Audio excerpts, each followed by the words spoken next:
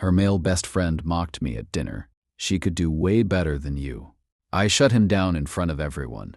She snapped, apologize or we're over. I smiled.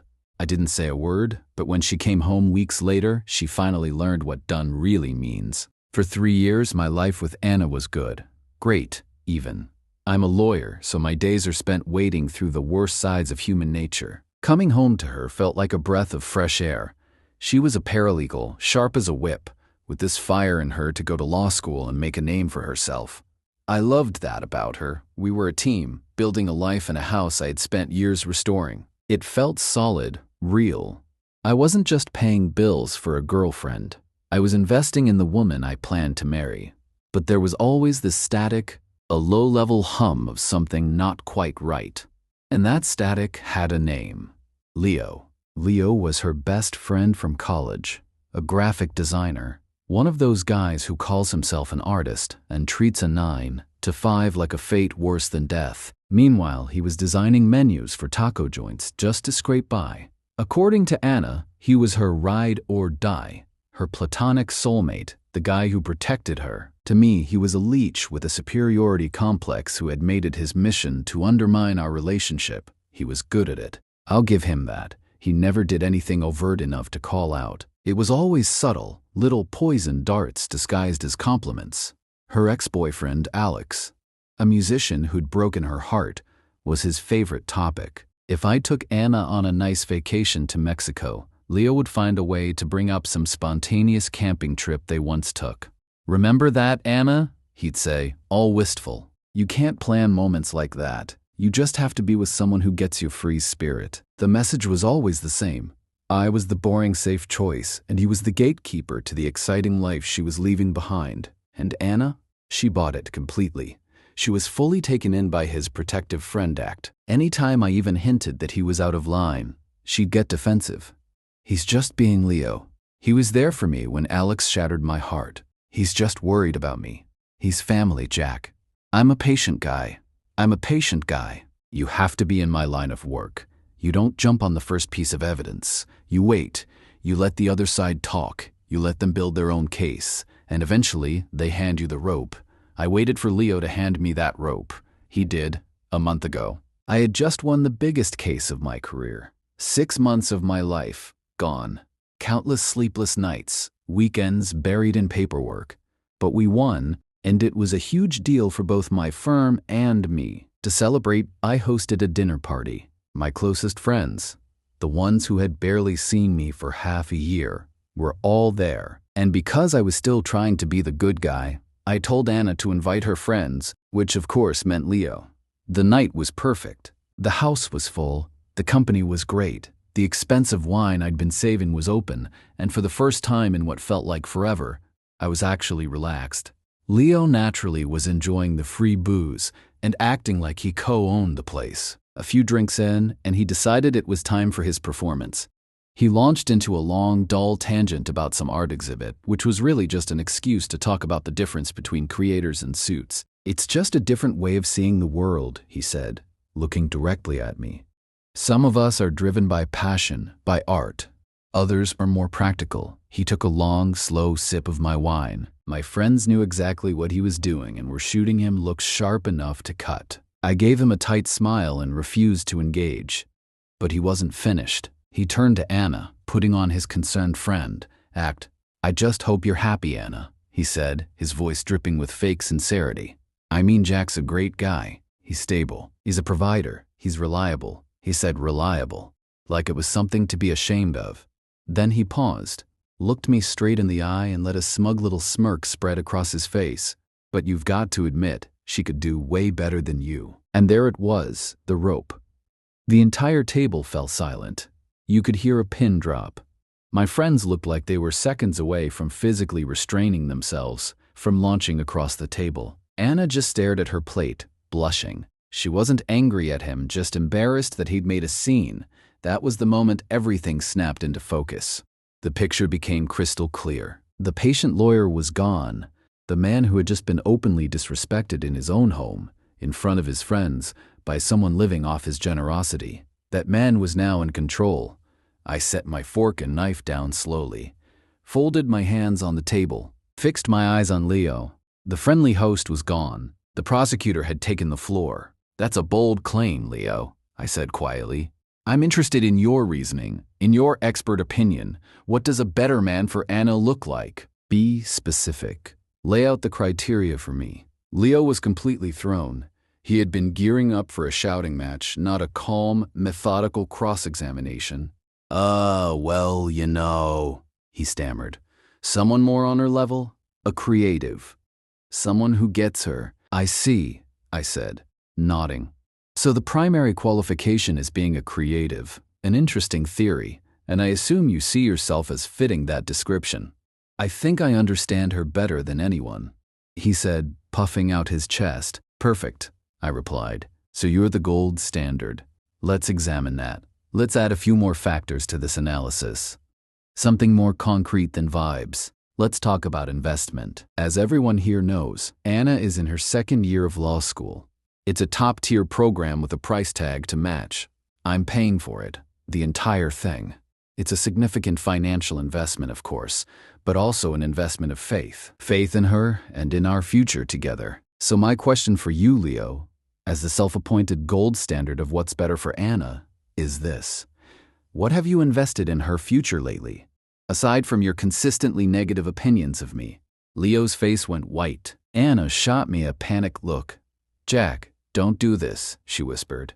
I raised a hand to silence her, my eyes still locked on Leo. "I'm not finished. Let's talk about the car she drives. It's safe, reliable. It gets her to school and back. I bought it for her. Now, you have a car too, right, Leo? A cool little convertible that seems to break down quite often. In fact, Anna has loaned you money for repairs at least 3 times in the past 6 months, hasn't she? Money she took from the household account, which, for the record, I'm the only one contributing to. So in a very real sense, Leo, I'm not just investing in Anna's future. I'm also paying to keep your little hipster mobile running. You're welcome." One of my friends let out a snort of laughter before covering it with a cough. Leo looked like he'd been slapped, and finally, I said, leaning forward, my voice dropping, "Let's talk about this house, the roof over her head. I own it. I pay the mortgage. I fix what breaks. You, on the other hand, have been late on your rent so many times that Anna has had to cover for you, again, with money I earned. So let me summarize your argument for the for the table. Your position is that a man who provides a stable home, a reliable car, and a fully funded top-tier education is an inferior choice for Anna, and that a better man, by your definition, is one who is a financial black hole, drains her resources, and repays her kindness by systematically trying to sabotage her relationship out of what can only be described as a pathetic, transparent, and deeply creepy obsession. Is that a fair and accurate summary of your position, Leo? I leaned back. The closing argument was complete. The room was utterly silent. Leo was broken, a witness who had just been dismantled on the stand. He sat there, humiliated, unable to speak. I looked at my friends, all of whom were staring at him with open contempt. Then I looked at Anna. Her face was a storm of emotions, but the one that broke through the shock and embarrassment wasn't relief. It wasn't gratitude. It was pure, white-hot fury. She shot up from her chair, the legs scraping violently against the floor. Her whole body trembled. "I cannot believe you just did that," she hissed. "You humiliated him in front of everyone. He humiliated him in front of everyone. He humiliated himself, Anna," I said, my voice tired now. "I just presented the evidence. Apologize to him," she demanded, her eyes blazing, focused entirely on me. "Right now, apologize to my best friend for what you just did. Apologize, or we are over." And there it was, the ultimatum. The final piece of evidence. She stood beside the wreckage of a man who had just been exposed as a manipulative parasite, and she defended him. She chose him. The love I had for her didn't just die. It was executed. I looked at her, and for the first time I saw her with perfect clarity. I didn't get angry. I didn't yell. I just smiled. A small, sad, completely final smile.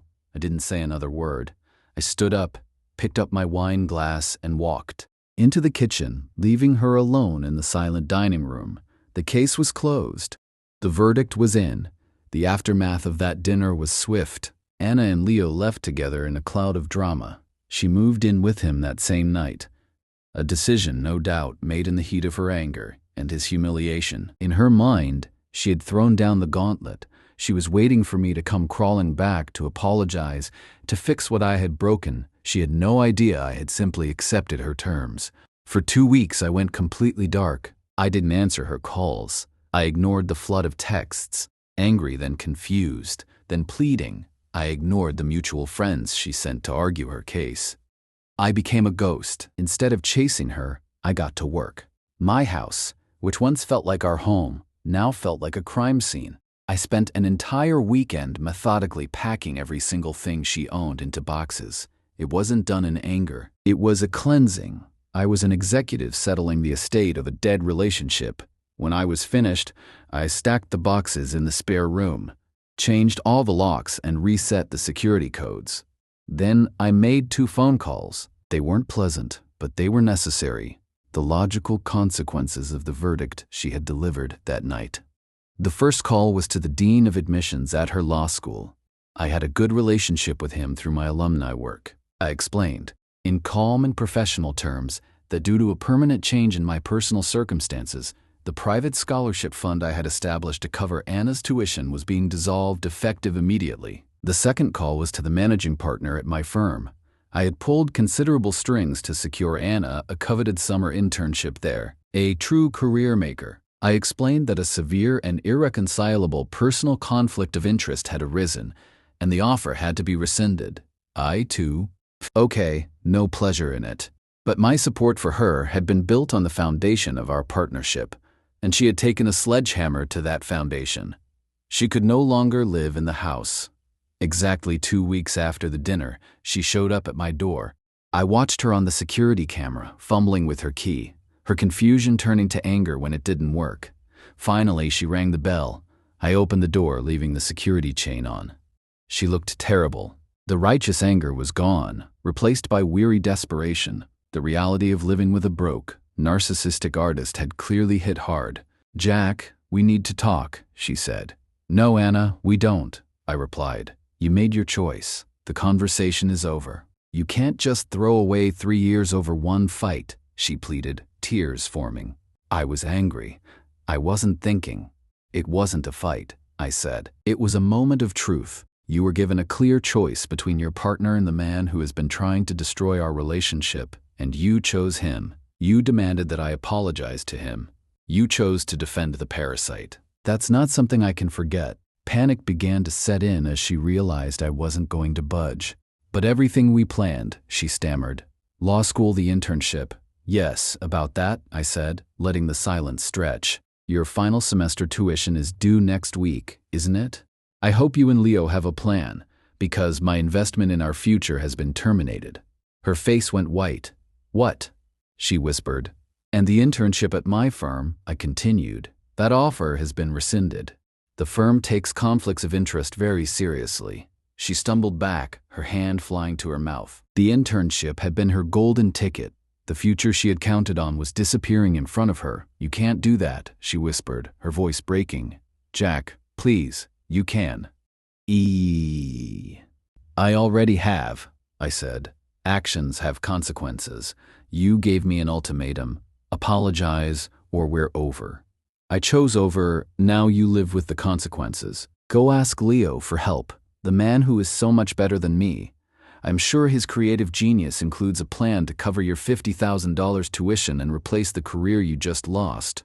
I closed the door on her tear-streaked face. I didn't feel happy. I didn't feel sad. I just felt quiet. The trial was over. The aftermath was predictable. Anna's life unraveled. She had to drop out of law school just months before graduating. The dream was gone. She and Leo are apparently still living together in his tiny apartment. From what I've heard, it's its own kind of hell. She's consumed by resentment over what he cost her, and he's stuck with a woman who is a constant, bitter reminder of his own inadequacy. He got the girl, but a broken version he can't afford to fix. I didn't do this for revenge. I did it for myself. A relationship is a contract, and she violated its most fundamental clause: loyalty. My actions weren't punishment. They were enforcement of the terms. She wanted to know what done really means. Now she does. It means the support ends, the investment stops, and the builder walks away, leaving you standing in the wreckage of the house you helped burn.